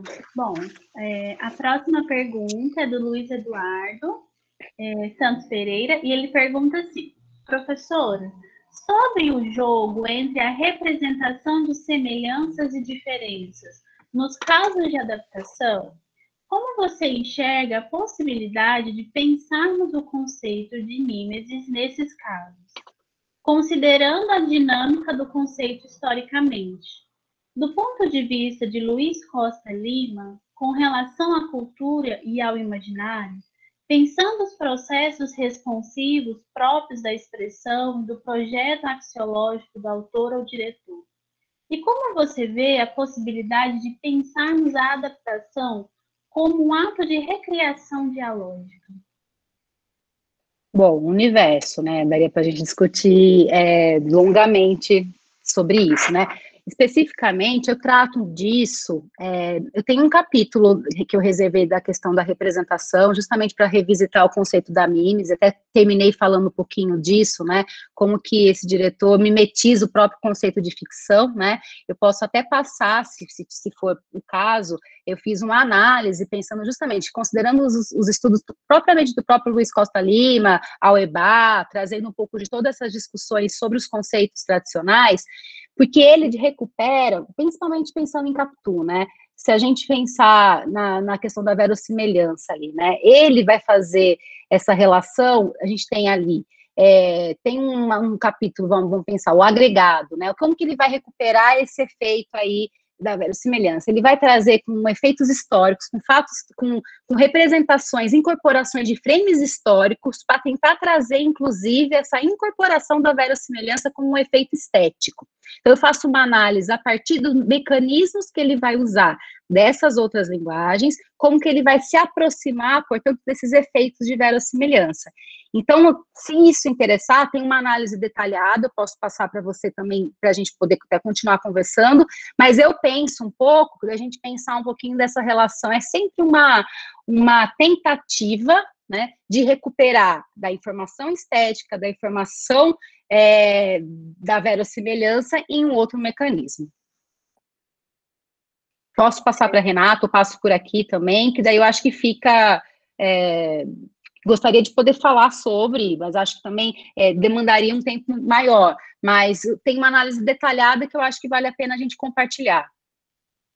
O professor Luiz respondeu e disse que adoraria. Perfeito. Esse diálogo. Bom, a próxima pergunta são duas perguntas questionando, né, sobre as obras sobre as obras do Machado, né, Dom Casmurro, Capitu. Então, eu vou aglutiná-las e, tá? A primeira é da Alana, e ela é assim: Dom Casmurro é uma obra muito conhecida pelo enigma Capitu traiu ou não Bentinho? Sim. Isso, muito por conta do narrador não confiável que temos no texto original. Se me lembro bem, Luiz Fernando consegue recriar muito bem a instabilidade do narrador em Capitu. Você poderia comentar um pouco sobre as estratégias que ele utilizou para tanto? Essa é a pergunta da Alana. A pergunta do Bruno. Professora, sobre as 3 adaptações que você trouxe para a palestra, Capitu, Hoje é Dia de Maria, A Pedra do Reino, notei que há uma preservação do título das obras originais, com exceção da obra Capitu. Há alguma implicação nisso para a obra do diretor?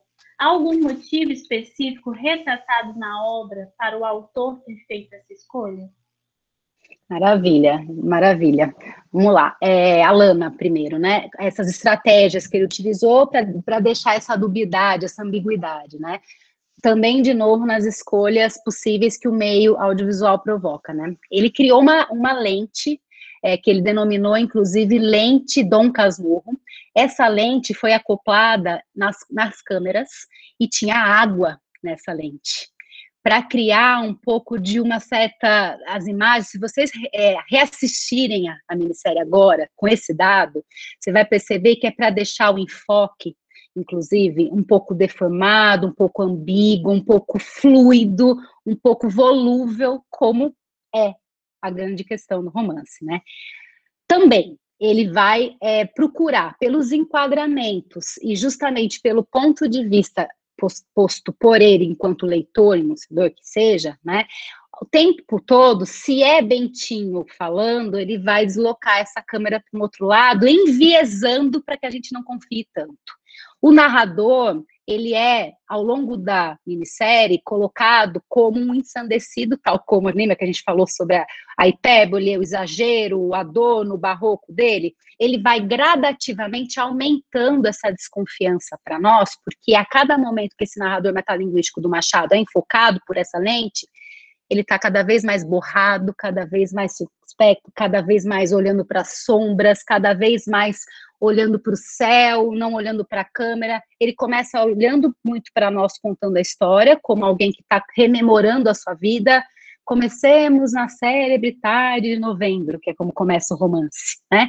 Ele está em sã consciência. Conforme ele vai acelerando o ritmo da própria narração, e isso a gente percebe a partir do 3º capítulo, como as coisas começam a ficar no ritmo narrativo mais acelerado, desenfreado, que é um pouco para reproduzir esse pensamento acelerado de quem não dá conta dos seus próprios fantasmas, de quem não está relembrando. Ele tem lapsos de memória, tal como no romance, e ele vai colocando isso em primeiro plano, essas sombras que a imagem aí dá um show de imagem, que daí a gente consegue pelo próprio audiovisual, ele vai mesclando com músicas atordoantes para nos desconcertar e para falar, pera lá, será que eu posso confiar mesmo nesse narrador? Porque ele não sabe mais ou menos o que ele está falando, ele não lembra o que aconteceu ontem, ele está totalmente afetado pelo afeto que essa mulher provoca nele. Então tudo isso vai construindo uma ambientação, então é pela atmosfera que ele cria, música, luz, maquiagem,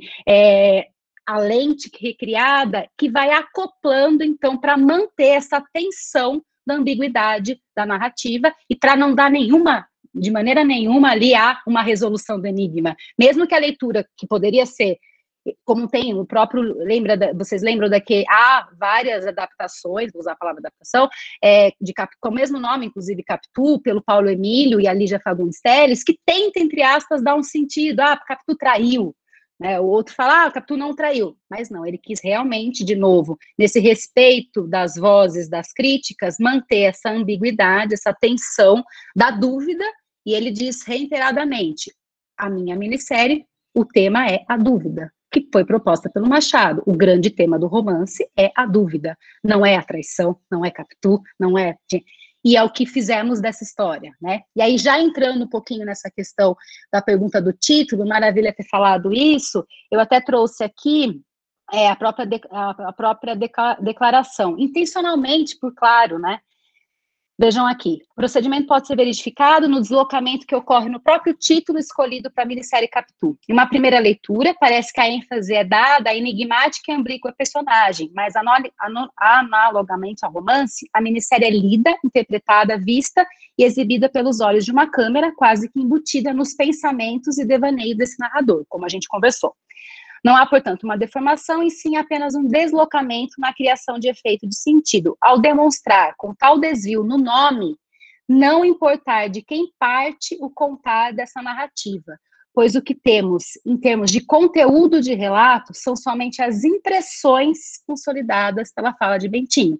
Lembrando que não há outro diálogo que não Bentinho, ninguém fala no romance não o Bentinho, são todas reproduções da perspectiva da memória do Bentinho. O romance é narrado por um narrador não confiável. Portanto, a gente não tem a perspectiva de ninguém sobre a história, a não ser dele. E ele manteve. Ao deslocar o título, ele faz. O título, inclusive, é propício para a definição de enveredamento de ponto de vista do enunciador que temos para pensar e analisar. O próprio Luiz fala, em Capitu não há nenhuma palavra ou vírgula que não seja de Machado, a gente já falou sobre isso, logo o enigma permanece. Por isso, optei por outro título, Capitu, onde a ideia de uma tentativa de aproximação com o romance Dom Casmurro ficaria ainda mais clara, revelando não se tratar apenas de uma transposição de um suporte para o outro, mas sim de um diálogo com a obra original. Independentemente se ele colocasse José Dias, a gente só tem a versão dele dos fatos. Qualquer ponto de vista que a gente colocaria ali, é sempre ele que vai contar. Então, é quase uma provocação, o deslocamento do título para a história contada, né? Certo, professora. Aqui no chat, todo mundo elogiando muito, dizendo que conseguiu deixar as obras maravilhosas, né? Obras que já são maravilhosas, mais belas ainda. O comentário da Marina Lara. E eu concordo também, só pela descrição a gente já vai se sentindo nessa atmosfera. Bom, pena que a gente não pode assistir, mas eu recomendo que a gente possa, eu vou mandar esses links, muitos, claro que não tem na íntegra todas, mas muitas dá para a gente assistir, a Globoplay naturalmente também tem, todas as minisséries hoje, mas fica o convite aí para o deleite de consumo aí de todas as obras que realmente faz os nossos dias mais alentosos, né, pensar um pouquinho nessas obras de arte, né. Sim. A próxima pergunta da professora Marina Célia, ela pergunta assim: Cris, você destacou como importantes 3 leituras a serem consideradas: leituras da crítica, leitura do diretor e leitura do analista. O diretor, em sua leitura, o faz em atividade responsiva ativa. Queria que você comentasse como essas respostas do Luiz Fernando Carvalho são influenciadas pelo contexto artístico e histórico em que ele se insere, como ele dialoga com esse contexto na compreensão ativa que faz dos textos literários. Maravilha. Bom, Marina, aquilo que a gente conversou um pouco, né, dessa própria, ele tenta recuperar, apesar de trazer todo um contexto da fortuna crítica já consolidada, né, as vozes mais atuais, os movimentos, sempre dialogando com o tempo presente, inclusive, né, vou dar um exemplo prático, né, da própria constituição aí da Paixão segundo o GH, né, as leituras do contexto mais atualizado, inclusive, né, da perspectiva social do que está acontecendo, como que ele consegue trazer também isso na atualização dessas vozes, na atualização, inclusive, desse contexto artístico histórico que se muda, obviamente. A gente está adaptando obras que são do século passado e ele está fazendo essas adaptações para o século XXI. O tempo todo ele está num contratempo, trazendo as perspectivas, né? Ele vai sempre trazer Capitu, por exemplo. Não sei se vocês lembram que ele diz, Machado é atemporal, tentei trazer ele com outras possibilidades de diálogo. É um texto do século XIX, mas eu vou ensar ele de possibilidades para que todo mundo saiba que é tão atemporal mesmo como toda obra de arte. Ele coloca um Bentinho escutando música no AirPod para tentar mostrar que as coisas não são fixas no seu tempo e que transitam no contexto histórico pertencente. Ele está discutindo essa discussão lá do século XVIII, falando de uma maneira implícita sobre as mazelas da sociedade, da hipocrisia da sociedade burguesa, aí vai falar um pouquinho sobre a escravidão, mas aí ele vai insando com os retratos, ele vai trazendo esses espelhamentos com retratos atuais. Então ele vai fazendo essa mescla. A gente tem a plano sequência inicial da minissérie também. Ao invés de ser fotogramas do século XIX, ele pega o metrô do Rio de Janeiro e coloca o Bentinho dentro do metrô do Rio de Janeiro, para mostrar que essa história se passa em qualquer lugar, né? E ela não está no século XIX, ela está agora aqui, ela é atual e sempre será, que é a grandiosidade de todas as obras, né? GH, vocês verão, estou nessa cobertura, no Leblon, e aí tem umas antenas parabólicas fragladas lá fora, que está passando um rádio da época da ditadura, porque o contexto atual pede que também a gente volte a discutir sobre isso. Então, ele vai fazendo esses diálogos sutis com as interferências que a gente está colocando, para trazer um pouco esse contexto histórico, naturalmente, também, e artístico que as obras provocam e que suscitam a gente ficar atualizando-as, né? Porque elas vão sempre provocar a gente justamente nesses diálogos, né? Então, muito atento às leituras do passado, presente e atuais, para com que a obra o tempo todo vai se renovando e se ampliando, e aí ele vai acrescentando esses novos percursos aí nessas consolidações. Não sei se eu respondi, mas isso. Bom, professora, a próxima pergunta do professor Adail Sobral, e ele pergunta assim: pode-se dizer, então, considerando suas últimas considerações, que se trata de uma ressignificação, uma interpretação legítima do discurso do outro em outro sistema semiótico? Eu concordaria plenamente, eu acho que a gente pode chegar nessa definição com toda certeza, daí que prazer poder receber tua contribuição. Claro, é uma ressignificação, uma interpretação legítima desse discurso do outro num outro sistema, né, como a gente vem falando, né, quando a gente tenta fazer essas relações de cotejamento entre as obras, como que a gente ganha nesses estudos, o que a gente pode trazer enquanto analista, né? Mais do que identificar semelhanças e diferenças, que isso não condiz para com o trabalho que é maior, sem desmerecer a análise descritiva em relação a isso, a gente precisa fazer, e confesso, lá no começo, a gente sempre faz isso, a gente olha o que se mantém, o que não se mantém, até para a gente se entender enquanto observador do discurso. Mas a partir disso, a gente olhar como que é uma interpretação do discurso do outro em outro suporte, como ele que é incorporado e ressignificado nesse outro meio, né? Perfeito. Bom, a última pergunta agora, aqui, seguindo a nossa listinha, é do Jonathan Santos, e ele pergunta... Oi, Jonathan. Cris, você consideraria que Luiz Fernando Carvalho como um rapisódio cinematográfico? Considerando que ele, como poeta do cinema, tem a liberdade de criar sua obra com base em outro? Absolutamente, mas sou suspeita, mas absolutamente. E fico pensando, Jonathan, prazer falar com você novamente, conheço seu trabalho, sei que você se interessa por essas questões da Rhapsody, acho que a analogia se encaixa perfeitamente, justamente pela singularidade também que ele vai construindo essa... se a gente for recuperar, né, a definição de rapsódia, né, se aplica nesse emaranhado também que ele tem, ele é enumerado de várias formas, né, tem um texto que justamente da Ilana Feldman, que é uma estudiosa também, estava na minha banca de doutorado, ela trabalhou com o Luiz também, que ela considera, ela faz uma definição, trazendo justamente, recuperando os estudos sobre a rapsódia e aplicando um pouquinho, principalmente a Pedra do Reino. Então, eu vou poder, se você quiser, tiver interesse de saber mais sobre isso, que eu acho que interessa também para você, eu posso passar esse texto, chama Rhapsody, a Pedra do Reino e a Ópera Mundi, de Luiz Fernando Carvalho. Bom, professora, é isso. Aqui no chat temos vários elogios. Obrigada pela paciência e atenção de todos. Tem mais uma perguntinha aqui, que chegou agora, do Fábio Arcânio. Ele pergunta assim: excelente palestra, professora. No início, você enfatizou algo a respeito dos blockbusters. Você poderia abordar um pouco sobre isso, sobre a dificuldade dessa transposição nesse tipo de filme? E com essa pergunta, a gente encerra a sessão de perguntas. Perfeito.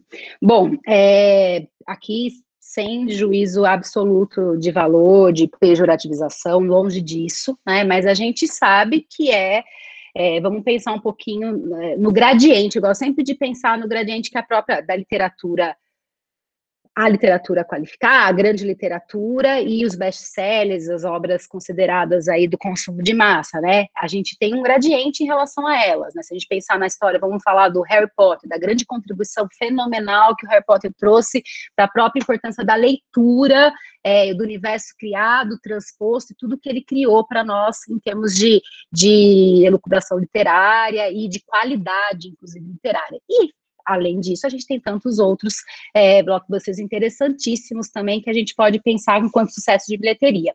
O trabalho de adaptação em relação a eles, né? Há diretores que transpõem também naturalmente obras, esses best-sellers, com todo um trabalho para com esse universo de pesquisa, mas a gente sabe que o próprio blockbuster também dialoga muito com os livros que são de consumo imediato, no sentido assim, eu entrego, parei ali. Eu não fico ali ençado das grandes interpretações, eu consumo, acabou, tem uma função. Eu queria um alívio imediato, eu queria uma fruição imediata, eu queria viajar imediatamente para outro espaço, e tudo ótimo, né? Os filmes cumprem daí esse papel também da ação, dada, a gente tem esse consumo, e de repente ali a gente sai do cinema, a gente pode também naturalmente querer ensar com outras relações, mas se eu quiser parar ali, ele já me bastou, no sentido que o significado, ele tem começo, meio e fim, e ele é fechadinho, ele não faz com que a gente também fique ali fuçando, pegando, querendo criar tantas relações.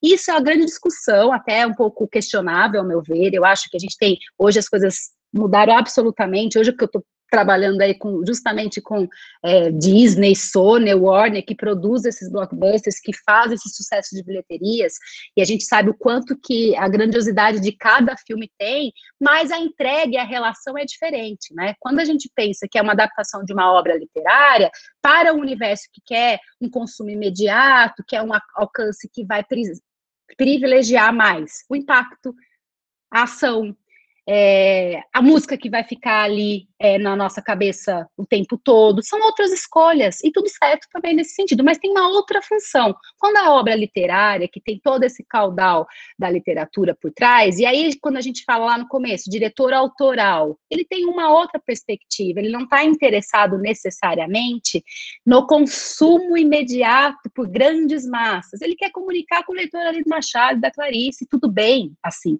A gente tem nichos para tudo e para todos, tem gostos para tudo e para todos, né? Então, eu fico pensando um pouquinho que a gente pensar, por exemplo, nesse modelo, ele não se encaixa para a gente fazer uma análise, naturalmente, num processo de transposição de alguns best-sellers para outros, sem desmerecer de maneira nenhuma os best-sellers, que também trazem toda uma referência, toda uma busca também com outras relações, toda obra se constitui com o diálogo com outras obras, a gente sabe disso. Mas o trabalho de transposição tem uma outra relação mais imediata do consumo, e por isso blockbusters são voltados para fruições imediatas, né? E que não fazem com que a gente também o tempo todo fique ali. A gente que ama pensar, a gente quer o tempo todo ficar com quase que um soco no estômago a cada leitura que a gente faz, quando a gente vai assistir um filme que destabiliza os nossos sentidos. Não necessariamente os blockbusters vão fazer isso com a gente sempre. Uns fazem, outros não fazem, depende da aceitação também do espectador, né? Então, eu costumo separar, naturalmente, do autor e do mainstream, vamos pensar assim, vou usar essa palavra, né? E aí, claro, Claudimar, desculpa estar aqui falando já, Gabriela, eu vi que ele faz um comentário aqui, né, que as coisas estão muito contaminadas, que também os blockbusters da Netflix já apresentam técnicas de linguagem de cinema de arte, mas autoral. Exatamente. Isso hoje, como nunca, está mudando, e que bom que isso tem feito. As grandes séries que a gente tem feito, principalmente fora do eixo que a gente está acostumado, que saem do norte-americano, vamos pensar na Índia, suecas, tem toda uma perspectiva autoral já num cenário mainstream. Então, isso, de regra, quebra. E que não parte de obra literária, são premissas autorais, né? Isso daria uma outra conversa imensa para a gente ter. Bom, professora, obrigada. As sugestões, contribuições, né, que você quiser repassar aqui para as pessoas que pediram, comentaram. Claro. Você pode mandar para a professora Renata, que a gente encaminha, né, por e-mail para todos que se inscreveram, tá bom? Perfeito. Então, agora eu vou chamar a professora Renata para as palavras finais. Ligar o microfone, né, para não me esquecer. Obrigada, Cris, pela sua fala, muito estimulante, né, acho que todos nós que fomos te acompanhando, né, fizemos relações com o que estamos fazendo, com as pesquisas, eu acho que todos os participantes, né, aí incluído o pessoal do Slovo, certamente teve muito proveito aí, vai tirar muito proveito mais aí da sua fala, né? Eu mesma fiquei aqui pensando, estou tentando encarar, né, um pouco o Heidegger, né, na minha tentativa de ir um pouco mais profundamente na perspectiva filosófica de Bakhtin, peguei Heidegger para ler e o problema da obra de arte, né? O problema da obra, não sei se é exatamente esse, né, na minha memória, mas sobre a obra, sobre o conceito, acho que é o conceito da obra de arte. Né? E ele, na verdade, não é adaptação de que ele trata, evidentemente, né, mas eu fui fazendo relação, porque ele fala, e aí simplificando um pouco, da relação entre obra e mundo, se bem que não é isso, mas vamos simplificar assim. Ele fala de uma primeira, né, perspectiva mais clássica, que era da harmonia, depois mais na modernidade, o jogo, e depois, enfim, o conceito de Heidegger mesmo vai para a questão da luta. E eu achei interessante, porque você passa por esse né? Ao falar aí, você não está falando da arte, você está falando mais da adaptação, vamos usar esse termo, né? Mas se você faz essa questão da harmonia, né? Da fidelidade, enfim, a preservação da palavra literária, né? Mas depois, para o jogo, você enfatizou e falou várias vezes, né? A palavra jogo, e depois também não falou em luta, mas falou em crise, né? E explorou também essa questão da crise no momento da relação de sistemas semióticos diferentes. Então, assim, só para dar um depoimento das relações que eu fui fazendo aqui com as minhas leituras mais recentes. E eu poderia deixar de dizer, né, que como eu gostei, você já tinha me mostrado isso, mas é incrível como que a gente, cada vez que a gente escuta, ou a gente entende de forma diferente. E eu fiquei fascinada, né, agora, de uma outra maneira, com as anotações do Luiz Fernando Carvalho, né? Fiquei pensando, assim, quando eu estou lendo um livro e anoto, o que eu faço, né? Não é nada disso, ele desenha, né? Olha que coisa. Então, as anotações dele, assim, ao lado, talvez, né? Comparando as nossas anotações com as anotações dele. Então, ele vai à obra, por que ele vai à obra, né? Como ele vai, e essas anotações de leitura eu achei preciosas. E você, acho que uma outra questão que ficou muito presente na sua fala, importante para todos nós considerarmos, né? Principalmente os que estão trabalhando com isso, é como você tem toda aí, né? Se mergulhou em todas essas reflexões, desde a adaptação, transcriação, transposição, enfim, tudo isso, toda essa reflexão existente, mas depois você mobilizou tudo isso para ler, né, para entender, para analisar o Luiz Fernando Carvalho, que realmente mexe com algumas coisas, não outras, é singular nisso, né? E você marcou isso bem, certamente porque ele está trabalhando com literatura, né? E do modo como ele está trabalhando, com o interesse que ele está trabalhando. Então, a ida, né, a obra, é diferente, e esse recado que você deu aí da autoria dele, né, que acho que poderíamos relacionar ao escancaramento, né? Então, assim, como que todos nós aí, eu estou falando também para os meus orientantes que estão trabalhando com isso, né, como tem que se mergulhar em todas essas reflexões, mas também, claro, né, verificar o corpus que está sendo analisado, né, e o que o corpus realmente vai direcionar. Então, eu vou te passar depois a palavra para você terminar, viu, Cris, se você quiser comentar alguma coisa, mas é mesmo só assim, para fazer coro aos tantos elogios que você recebeu aqui no chat, né, e eu estou muito empolgada mesmo com a sua fala, como sempre fico, né. Então, eu vou te passar a palavra, mas antes eu gostaria de pedir mesmo que você mande para mim, aí o que você tiver, né, você também deixou o seu e-mail, né? Vou deixar de novo aqui também no chat. Generosamente você colocou o seu e-mail aí, as pessoas podem te procurar, já agradeço.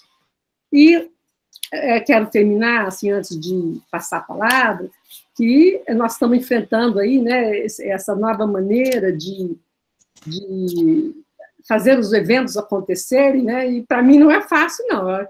Então, mas eu tive amplo apoio, eu queria falar os nomes, né, principalmente do pessoal do Slovo, né, os meus orientandos, Gabriela Camargo, né, que vocês viram aí sempre presente, né, Simone Oliveira, Bruno Oliveira, Alana Destre, e as orientandas da Marina, Camila Gonçalves, Larissa Santos e Marina Lara. Então, muito obrigado a esse grupo, porque realmente eu não conseguiria, né? Cristo, com você a palavra, para você terminar, e eu só tenho mesmo a agradecer, todos vão voltar realmente para as suas pesquisas agora com muito mais fôlego, com ânimo, depois da sua fala tão estimulante. Muito obrigada. Bom, eu que agradeço, fico sempre feliz e emocionada de poder escutar, principalmente de quem foi minha mestra, né, e também Marina, que também foi minha companheira na faculdade. Eu fico muito feliz de poder escutar de quem a gente tanto admira e aprende, agora a gente está em outro lugar e poder retornar, né. Então, obrigada, Renata, sempre pela sua generosidade. Fico feliz de poder ter estimulado também para outras reflexões suas nesse momento. A gente sempre trocou tanto, espero que a gente possa continuar trocando cada vez mais, e digo a todos, é um prazer poder voltar. Confesso que estava falando isso para a Renata antes, né, a gente, é sempre muito bom a gente, quando a gente, não me distanciei em nenhum momento da academia, continuo trabalhando, estudando, pesquisando, mas no respiro do dia a dia, a gente poder voltar a pensar, um alento ainda maior, então fico à disposição do que vocês precisarem, é um prazer poder trocar bibliografia, pensar nos próprios corpos, saber o que vocês estão estudando, poder trocar e pensar nesses diretores, pesquisas, ou literatura do que anda se lendo, então eu fico realmente à disposição, a gente está aqui para isso, para pensar e continuar as nossas pesquisas juntos. Fiquei muito encantada com essa associação que você fez, da sua reflexão, quero poder depois conversar com você, porque acho que essas 3 fases aí, desses 3 conceitos fazem sentido também para se pensar nas obras do Luiz, né, poder escrever algo sobre isso, e mais uma vez agradecer, fico feliz de ver o grupo cada vez mais tão forte, tão heterogêneo, tão lúcido, as questões maravilhosas de contribuição, quero poder anotá-las aqui para também poder trazer para diálogo interno meu aqui também, poder repassar isso, que a gente possa continuar trocando. Muito obrigada pelo privilégio que é poder continuar aprendendo com vocês. Obrigada, Cris. Agradecemos. Marina, quer falar? Agradeci, estou muito feliz. Eu vou sair daqui e vou assistir de novo quando eu tiver um tempo. Tá? Vou de novo para Capitu. Por favor, assistam. Em Pedra do Reino, e Capitu, e Hoje é Dia de Maria, e mesmo as que não ficaram tão... Não sei se vocês assistiram Dois Irmãos, que foi a última realização da minissérie dele, que é de um primor absoluto também.